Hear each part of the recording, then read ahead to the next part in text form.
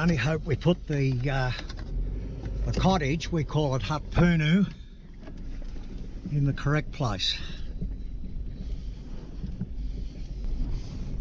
We've certainly had the fire brigades in here after the fire's gone through, because they've driven over this lot and the ash. The hut's in view.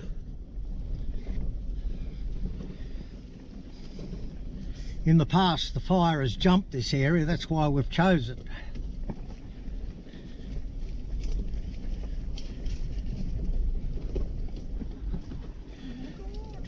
The hut still stands.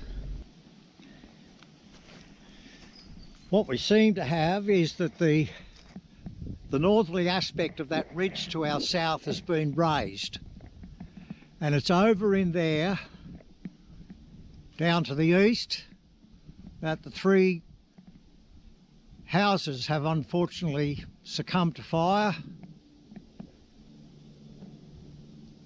Here the helicopter's working to our north, and we can see here, this camera won't pick it up, but we can see here that the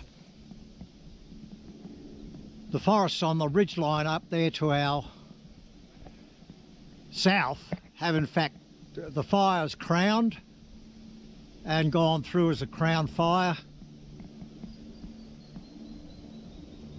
It's obviously jumped the creek with a spot down onto our side, and it's followed the dry terrain straight up the spur line where it's taken out the tank at the top and burnt through to the dry sclerophyll. Forests to our north there. The cottage, which we call Hut Punu, has remained basically intact, although the firestorm has created one hell of a mess. But who can complain? Moving around the front of Hut Punu, we arrive on the front veranda, looking down at Desert Creek. We're fortunate to have pools of water aplenty at this part of the creek, which comes straight out of the Wadbilliga and other national park areas. I just cannot believe the mess. That was a big wind. Add the fire, and this is what you get. Wind is due westerly, and it's building and building, and they know it's going to build a lot more. Smoke's starting to come back over us. The observation choppers just went up to the end of to the head of the Desert Creek here to obviously have a look and check it out, because there's a lot of fire still burning up there, working its way through to the north of us here, and up into the further into the Wadbilliga National Park, which is also a threat to the area of Brogo and Warrigal Range.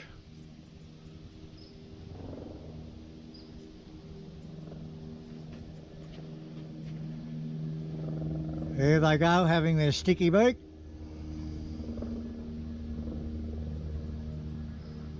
And thank you very much.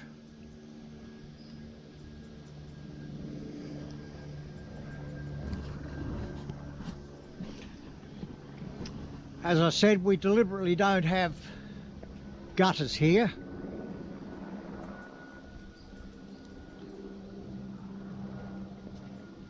And once the sprinkler's going, it covers the whole roof and it just rains. So we had the potential of running 10,000 gallons here as we ran, but we weren't here, being absentee landlords.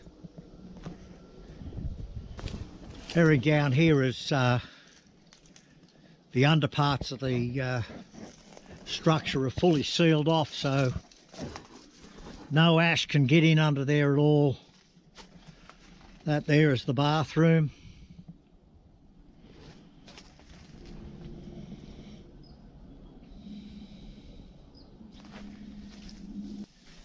Oh, what a mess.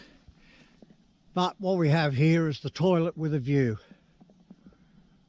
We've been hearing a grey thrush singing in this little area, and if you have a look, the all this digging of the mosses and everything that are normally thriving here in the wet ground that we have, those springs up above us here, and you can see it's the lyrebird that's done. The lyrebirds have been using this little remnant from the fire to dig amongst and feed.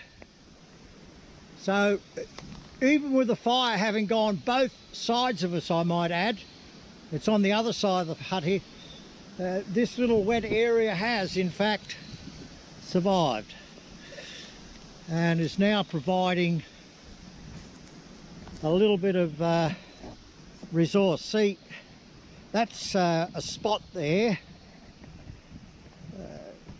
That's where the fire is spotted in, but it just hasn't been able to get a hold of the moss and what have you. Wasn't quite dry enough then. I'll guarantee it is now.